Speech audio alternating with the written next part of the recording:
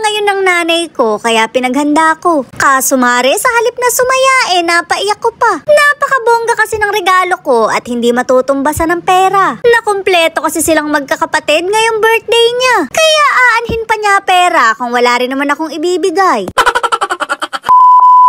Umupa nga kami ng resort para sa reunion nila nanay. Pero birthday niya talaga nawala lang sa isip niya. Hindi kasi siya makapaniwala na makukumpleto sila ngayon. Napakadalang mangyari nun dahil mga busy na sila sa buhay. Lalo na sa nanay ko na sa gabi lang lumalabas. Palipad-lipad lang siya mare habang hati ang katawan.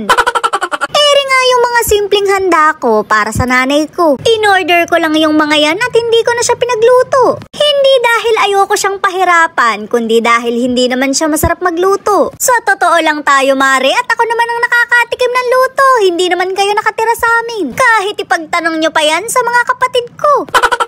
Pero kahit hindi siya masarap magluto, sanay na kami. Nagsilaki kami mare na may kasamang pagtitiis. Yung mga bisita lang ang inaalala ko dahil ramdam ko sila. Nagiging bisita rin kasi ako kaya kapag hindi masarap, sinasabi kong busog pa ako. Siyempre joke lang yon at makakabod na lang akong itakwil. Alam kong masaya yung nanay ko dahil sa magandang nangyayari sa amin. Nakumpleto silang magkakapatid at nakakapag-celebrate na kami. Dati kasi mare, hindi kami pwedeng umabsent sa trabaho. Kahit birthday mo pa o Pasko, hindi pwedeng mamahinga. Mapapahinga rin kasi kami sa pagkain kinabukasan. Pero hindi na nila nararanasan yun dahil nakakatulong na ako. Nakakapag-ulam na rin siya ng masarap basta hindi siya yung nagluto.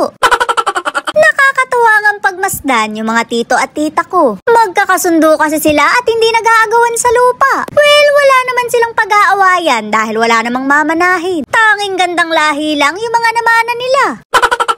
Ito nga yung pinakamagandang regalo ko para sa nanay ko. Buong pamilya mare at magkakasama sila. Kahit sandaling oras lang nagkita-kita sila. Napamahal yata ako mare sa pagpapagawa ng bahay nila. Reunion lang pala mapapasaya na siya.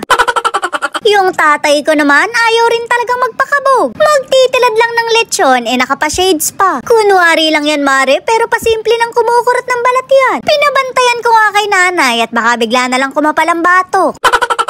Yung sugar daddy ko nga pala mare ang nag-asikaso ng lahat ng to. Pagkagising ko mare diretso na agad dito. Nagluto rin siya ng ibang putahe dahil masarap naman siyang magluto. Alam nyo na ngayon kung bakit ako nananaba. Siya na kasi nagluluto ng ulam namin kaya masarap na. Nung sa amin pa ako nakatira mare 12 lang ang bewang ko. Parang gusto ko na tuloy umuwi sa amin para pumayat na ulit ako.